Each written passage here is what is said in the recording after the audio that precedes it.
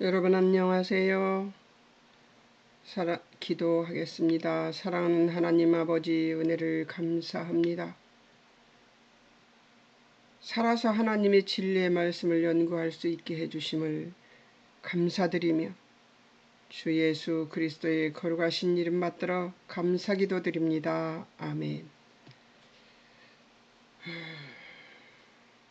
오늘은 이제 창세기 5가예요. 창세기 5가 20장과 21장을 연구할 텐데요.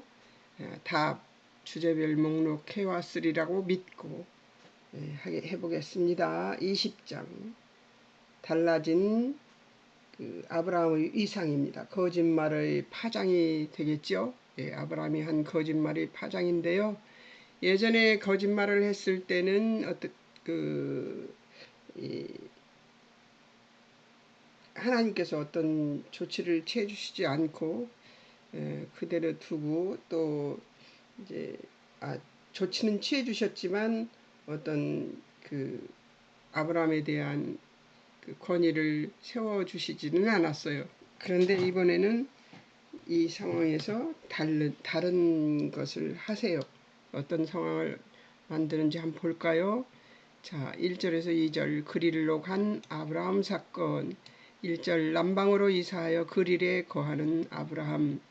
2절 사라를 누이라 함으로 그릴 왕이 사라를 취합니다. 3절에서 7절 하나님의 현몽. 아브라함을 선지자라 하시는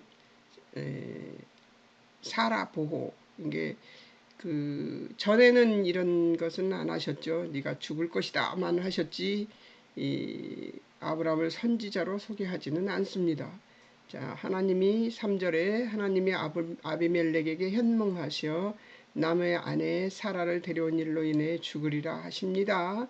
4, 5절 아브라함이 한 거짓말 때문이라 하며 사라를 범하지 않았다는 아비멜렉으로부터 의인도 멸하시느냐 하는 질문을 받으시는 하나님이십니다. 6절에 아비멜렉의 온전한 마음을 알고 그가 하나님께 할 범죄를 막으려고 오셨다고 하십니다. 7절 사라 돌려보내지 않으면 죽을 것이라고 하십니다. 7절 또 7절입니다. 아브라함을 선지자라 하시고 아브라함이 아비멜렉에게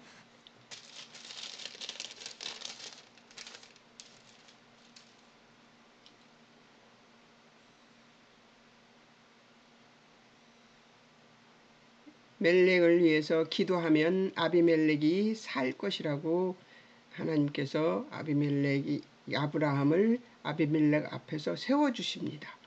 이것이 달라요. 이것이 8절에서 16절 아브라함의 거짓말의 결과가 나옵니다. 돌아온 사라와 부가 돌아왔습니다. 자, 아비멜렉이 모든 종들을 불러 이 사실을 알리니 그들이 모두 두려워합니다. 9절과 10절에 아브라함 불러 너로 인해 나와 내 나라가 큰 죄에 빠질 뻔했다 하며 무슨 뜻으로 한 일인가 질문을 합니다. 그런데 아브라함은 변명을 어떻게 합니까? 아주 궁색하게 변명을 합니다. 11절에서 13절까지인데요. 아브라함이 이곳에는 하나님을 두려움이 없으니 내 아내로 말미암아 사람들이 나를 죽일까 생각하였으며 그는 정말로 나의 누이다 이렇게 얘기하면서 하나님이 나를 아버지 집을 떠나 두루 다니게 하실 때 내가 아내에게 말하기를 이후로 우리의 가는 곳마다 그대는 나를 그대의 오랍이라 하라. 이것이 그대가 내게 베풀 수 있는 은혜라고 얘기를 했었다고 그렇게 변명을 구차하게 합니다.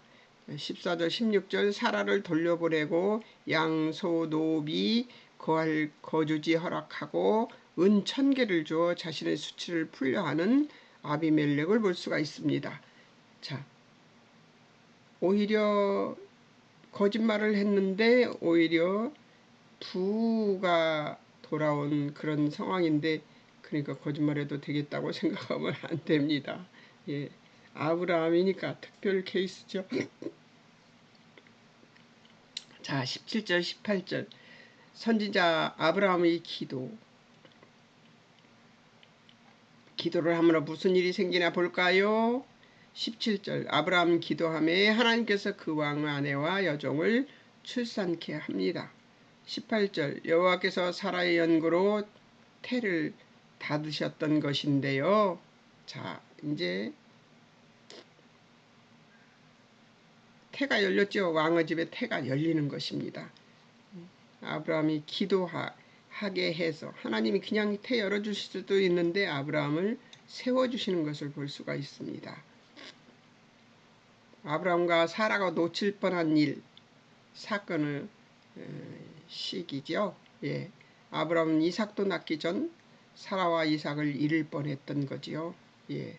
17장 17절 아브라함이 엎드려 웃으며 아브라함이 100세 사라 90세 생산이 불가능한가 하던 엎드림은 경배와 전적인 순복으로 그의 웃음은 불가사의한 계획에 대한 반응으로 본다. 저는 이렇게 봤습니다. 17장 7절과 16절 19절 사라가 낳은 아브라함의 후손 이삭과 영원한 언약을 세우신다고 이제 17장에서 얘기를 하셨을 때 그들은 웃었죠. 불가능하다고 생각을 했습니다. 자, 20장 3절 하나님이 아브멜렉에게 현명하셔서 이 일을 막으셨죠. 하나님이 이 일도 막으셨습니다. 아브라함이 잘못해서 범죄할 수 있었던 일, 그러니까 하나님의 일을 그르칠 뻔한 일을 하나님께서 막으셨죠.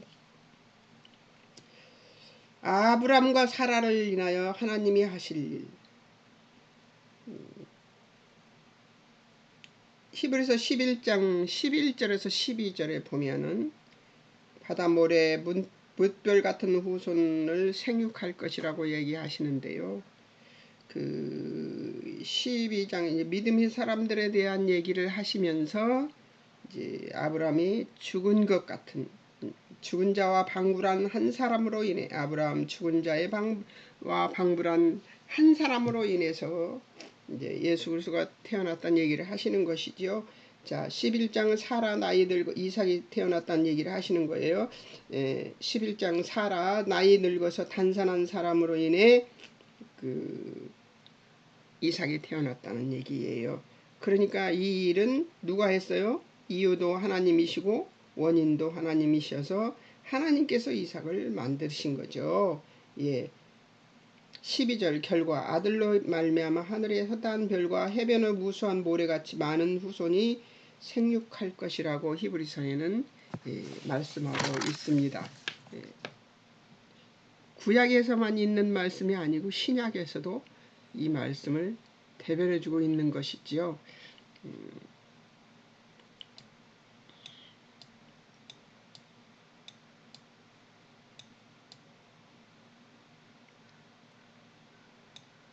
예, 20장이 끝났습니다. 21장으로 가보겠습니다. 21장 이삭의 출생과 성장 21장에는 이삭이 출생하는 장이 나옵니다. 그리고 아브라함은 이후 이 일일 이삭이 태어나고 이제 지금 얘기하면 안 되겠군요. 이삭의 출생과 성장, 출생 1, 2, 5절에 나옵니다. 여호와의 말씀대로 기한이 되어 사라가를 권고하심으로 아브라함 100세에 아들을 낳습니다. 이름은 3절 아들 이름을 이삭이라고 짓습니다. 나를 웃게 하신다라는 뜻이래요. 자, 6, 7절 사라 하나님이 나를 웃게 하신다. 아브라함의 노경에 내가 아들을 낳았다고 사라가 이야기합니다. 할례 난지 4절에 난지 8일 만에 그 유대인들의 그 약속대로 규례대로 난지 8일 만에 할례를 행합니다. 자, 이제 또 8절에서 13절 하갈과 이스마엘과의 결별 사유가 나옵니다. 사라가 목격한 것은 8, 9세 때 젖되는 날 이제 8, 9절에 젖되는 날 잔치에서 하갈의 아들 이스마엘이 이삭 희롱하는 것을 보고 이제 그 원인이 됐죠. 히브리인들은 대략 3세 이쯤 아예 그 이유식을 한대요. 그래서 그 젖을 3년 가까이 먹게 되는데,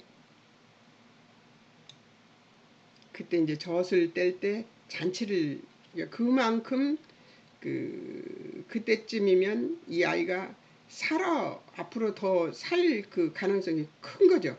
그때까지는 그 젖을 먹이고 이제 더 보호를 했던 것이죠. 우리나라에서도 제 남동생도 우리 어머니가 노년에 나셨는데 젖을 꽤 오랫동안 먹었던 기억이 있습니다. 그렇게 우리나라에서도 옛날에는 그런 일들이 있었어요. 아브라함 100세에 이삭을 출산하고 이스마엘은 14세였었는데 100세 이삭이 나올 때는 14세였는데 3년이 지났으니까 약 17세에 이삭을 희롱하다가 아브라함 곁을 떠나게 되는 것이죠. 사라의 반응은 사라가 하갈과 이스마엘을 쫓아내려 합니다. 아브라함은 매우 근심하죠. 왜냐하면 사실 우리가 첫정이 굉장히 무섭잖아요. 첫째 아들이잖아요. 이스마엘이. 굉장히 애지중지했을 텐데 근심만 하고 결단을 못 내립니다. 그러니까 하나님이 응답하십니다. 뭐라고 말씀하세요? 내 아이나 여종 위에 근심치 말고 12절에 사라의 말을 들으라고 하십니다. 12절에 이삭에게서 나는 자라야 내 씨라 칭할 것이라고 하십니다. 13절 이스마엘도 내 씨 한 민족 이루게 할 것을 약속하십니다. 이 장면을 보면서 저는 그런 생각을 했어요. 저는 가족에 대한 애착이 많은 사람인데요. 특별히 자녀에 대한 애착이 많은 사람이에요. 그런데 이런 장면을 보면서 하나님 정말 냉정하구나 하는 생각을 했었습니다. 근데 제가 예수님을 믿고 하나님에 대해서 알고 난 이후에는 이 생각이 없어졌습니다. 왜 그러냐면 하나님은 하나님의 일과 하나님의 뜻을 위해서 큰 그림을 그리고 계시기 때문에 지금 여기서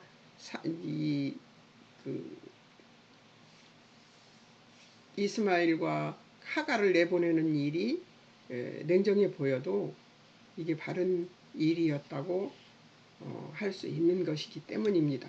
하나님이 옳다고 하시면 하나님이 옳으시면 옳은 것이라고 생각을 해야 된다는 것을 이 장면을 생각하면서 배웠고, 또 한 가지 더 이렇게 역사서를 쭉 열왕기 상하 이런 것들을 보고 사사기 이런 것들을 보면은 어린 아이까지 죽이라고 합니다. 분명히 하나님의 백성일 텐데, 그 사람들도 하나님의 백성일 텐데 어떻게 이렇게 어린아이,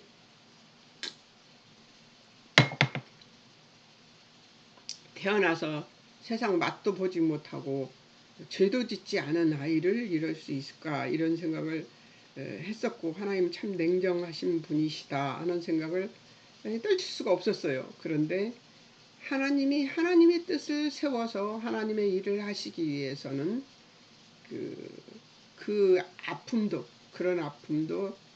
하나님의 자녀지만 죽게 만드는 아픔도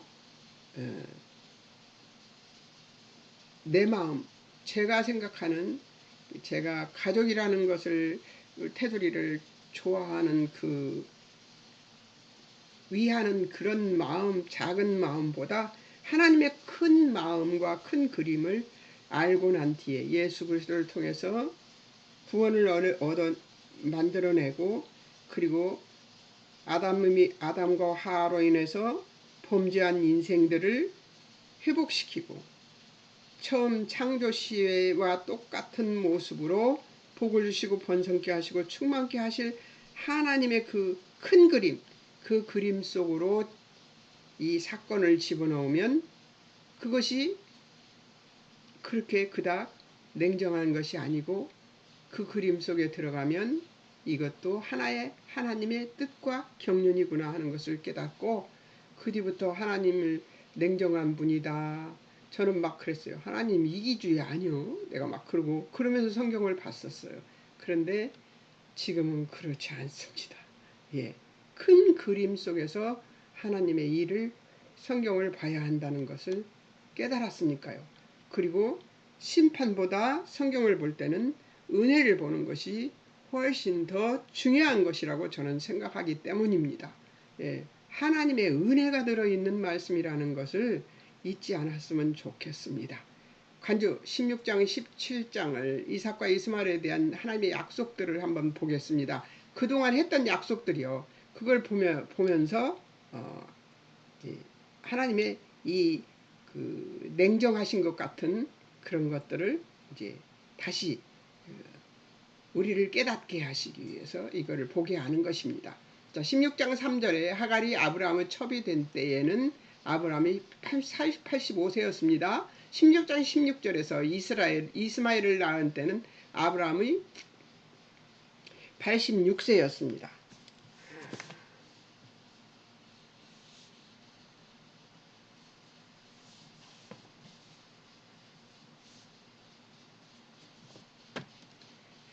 여기 표시를 해놔야지 아브라함의 H가 빠졌네요.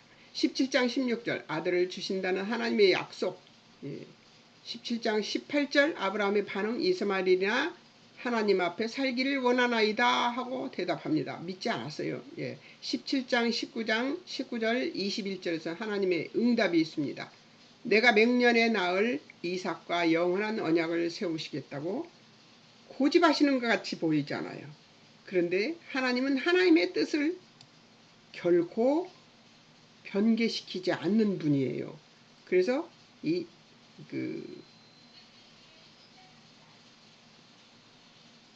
명년에 낳을 이삭과 영원한 언약을 세우시겠다고 고집하는 것 같지만 약속하시는 것입니다. 자, 20절을 보겠습니다. 어디 20절이요?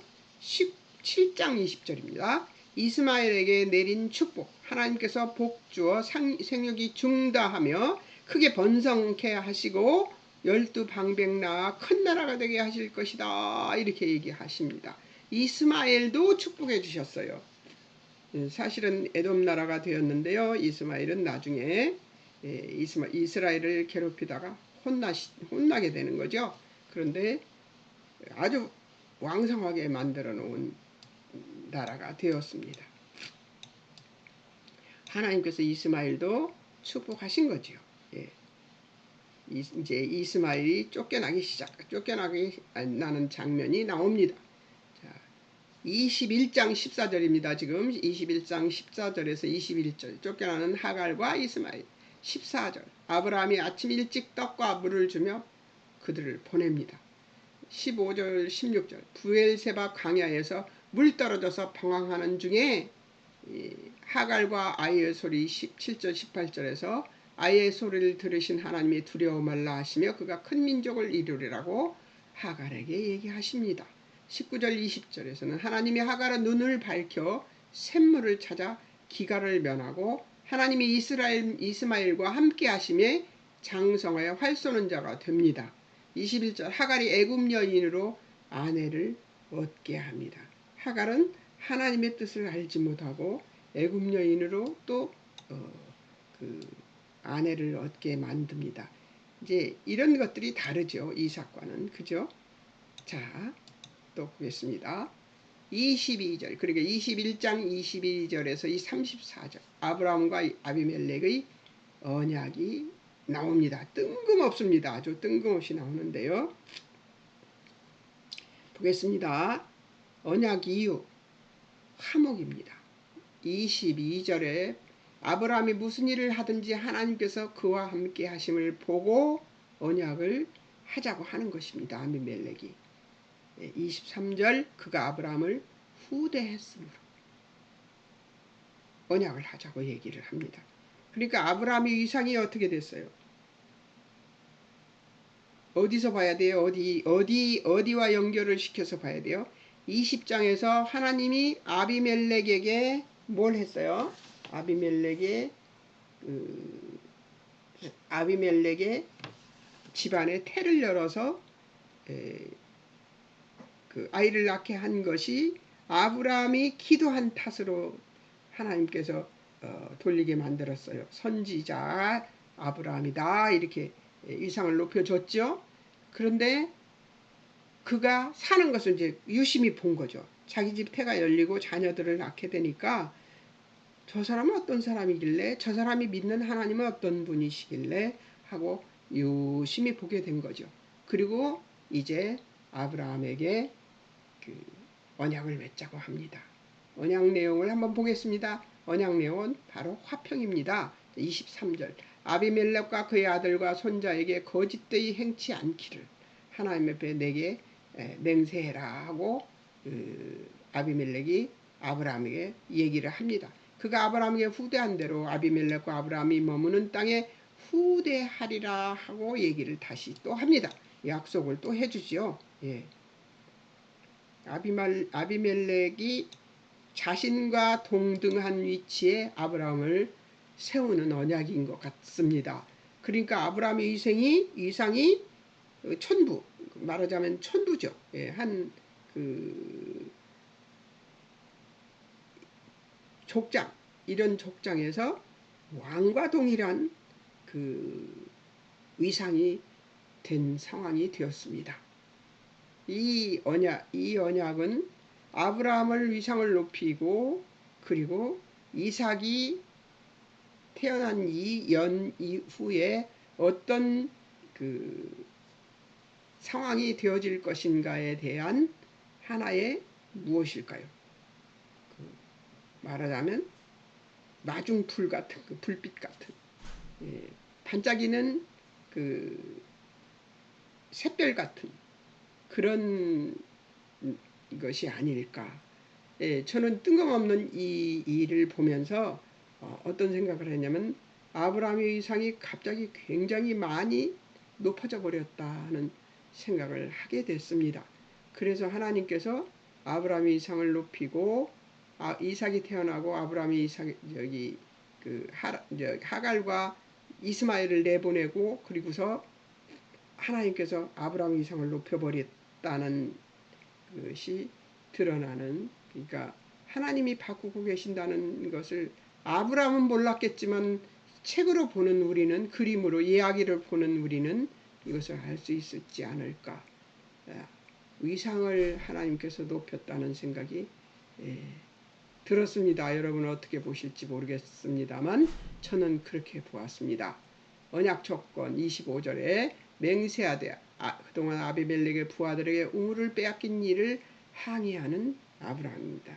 위상이 높아진 김에 뭘 하느냐? 그동안 아브라함이 많은 그 아비멜렉의 그 부하들에게 우물을 많이 뺏겼는데 그것을 왕이 아는지 묻습니다. 반응은 26절에서 아비멜렉의 반응은 아브라함이 구하지 않았으므로 몰랐었다고 얘기를 합니다. 그리고 이제 사과를 했겠죠. 언약식 27절 아브라함이 양과 소를 취하여 아비멜렉에 주고 두 사람 서로 언약을 취합니다. 자, 28절 30절에서 아브라함이 7 암양 새끼 따로 놓으니 그 이유를 묻자 우물판 증거를 삼으려 한다 하고 얘기를 합니다. 이 31절 32절 두 사람이 거기서 서로 맹세하고 군대 장관도 같이 돌아갑니다. 군대 장관도 같이 돌아간 것은 그들을 이제 경계를 완전히 푸는 거죠. 자, 아브라함 일족들을 경계하는 것을 완전히 풀어버리는 것입니다. 33절과 34절 아브라함이 에셀나무를 심고 영원하신 여호와의 이름을 불렀으며 블레셋 땅에서 여러 날 지내고 있습니다. 여러 날을 지내고 있습니다. 자, 여기서 이제 제가 단어 연구를 했습니다. 맹세하다, 엄명하다, 세이브 일곱에서 유래했는데 일곱 가지 것으로 묶는다는 뜻입니다. 이 기사에서 아비멜렉은 아브라함이 정직하겠다 맹세하기를 권하는데요. 반면 아브라함은 아비멜렉의 그 우물이 아브라함 자신의 소유임을 요구합니다. 그러나 아브라함은 정확하게 암양 새끼 7마리를 증표로 줌으로써 맹세를 인칩니다. 그래서 우물은 부엘세바 곧 일곱 맹세의 우물이라 불린다고 합니다. 그래서 여기서 기가 눌리지 않잖아요. 여기서 보세요. 아브라함은 정확하게 우물은 자기 소유라는 것을 정확하게 하고 넘어가지 않습니까? 우리가 이런 것들은 아브라함에게서 배워야 한다고 생각합니다. 물론 절대로 저버리는 삶이 좋기는 하지만 지는데 명예롭게 지는 것을 지금 여기서 얘기하는 것 같아요. 지는데 명예롭게 집시다. 예, 이거 제가 하는 말이지만 지금 순간 생각난 말이거든요. 그런데 지는데 명예롭게 집시다. 아브라함처럼 이렇게 오늘 좋은 거 하나 건졌습니다. 일곱 우물, 맹세의 우물이라고 합니다. 부엘세바라는 말은 일곱 우물이라는 말이래요.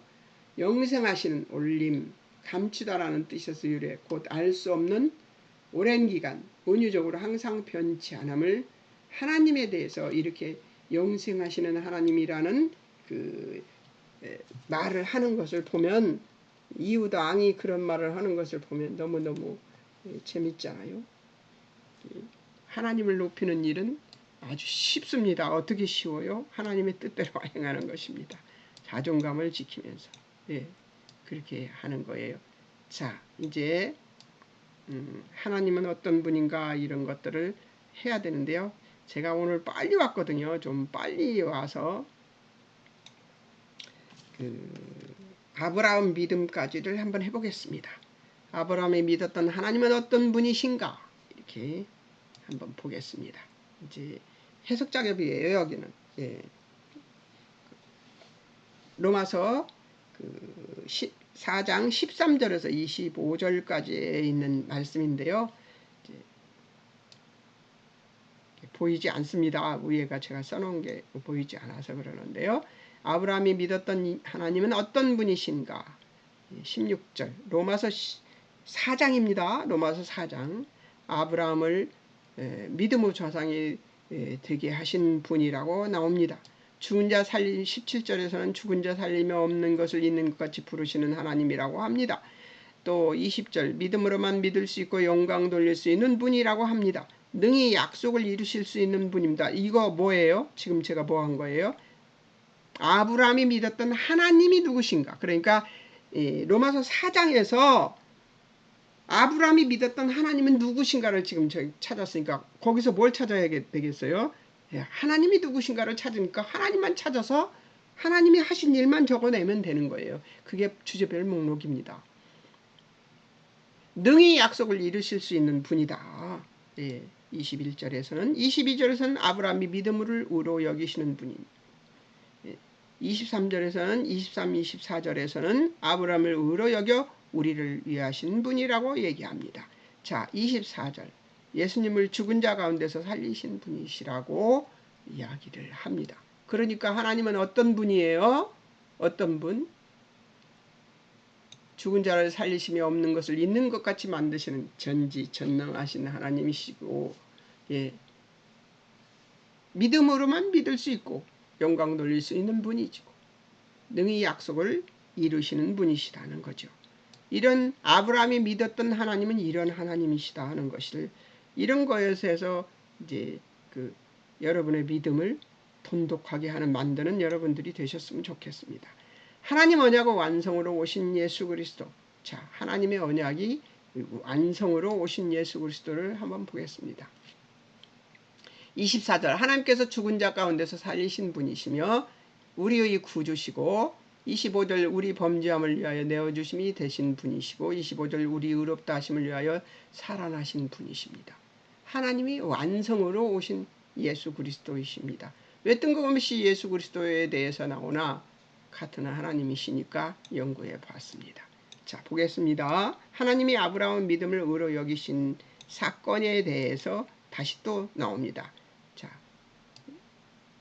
예, 로마서 지금 4장입니다. 예, 13절 아브라함 우사 언약은 오직 믿음의 의로 말미암았다. 예, 오직 믿음의 의로만 말미암았다라고 얘기를 합니다. 그러니까 아브라함이 태어나서 사는 시대는 이스라엘 백성들이 지금 출애굽하고 있는 상황에서 이 말씀을 모세가 쓴 것이지만 이미 지나온 세대를 얘기하고 있는 것이니까 이미 그들이 출애굽하기 이전에 뭘 했어요? 믿음으로 의롭다 여김을 받는 칭의가 이루어졌다는 사실을 제3, 제4 계속해서 지금 다시 얘기하시고 계시는 겁니다. 이 프리셉트 책에서 이것을 갈취해서 알아내게 만들고 아브라함의 믿음을 다시 어떤 믿음으로 바라보게 하느냐? 출애굽할 당시에 율법을 준 그 율법을 믿는 그런 아브라함으로 설명하는 것이 아니라 지금 예수 그리스도 오셔서 우리로 하여금 예수님이 죽으심과 다시 부활하심으로 인해서 얻어진 우리가 아무 이유가 되지 못하고 원인이 되지 못하는 구원받은 이 사건이 어디에서도 일어났다? 아브라함에게서도 일어났었다는 얘기를 지금 계속하고 있는 것입니다. 왜 그럴까요? 이 믿음을 믿어야 하는 것이 바로 유대인들이었습니다. 이 믿음을 믿게 하기 위해서 하나님은 이것을 다시 창세기에 설명하고 있는 것입니다. 그러니까 율법을 지키려다 지키지 못하는 이스라엘 백성들이 낙심하고 실망할 때에 하나님께서 모세를 통해서 이 예수 그리스도의 구원에 대한 그 모티브를 이 창세기 속에 집어넣어 놓고 이 믿음, 하나님이 의롭게 여기시는 그 믿음을 갖는 자만이 이 생명이 될 수 있다는 얘기를 지금 하고자 하셨던 것. 그래서 창세기는 어떤 거예요? 하나님께서 범죄한 인간들에게 다시 또 이제 전체 인간을 다룬 것이 1장에서 11장이라고 했지 않습니까? 전 인류를 향해서 하나님께서 여러 번 시도를 하십니다. 믿음으로 의롭게 되는 일에 대해서. 그러다가 노아 홍수, 가인의 살인, 아비멜렉의 살인 뭐 이런 것들도 만나고 노아 홍수, 바벨탑 사건들을 만나면서 아담으로부터 실패한 이 사건이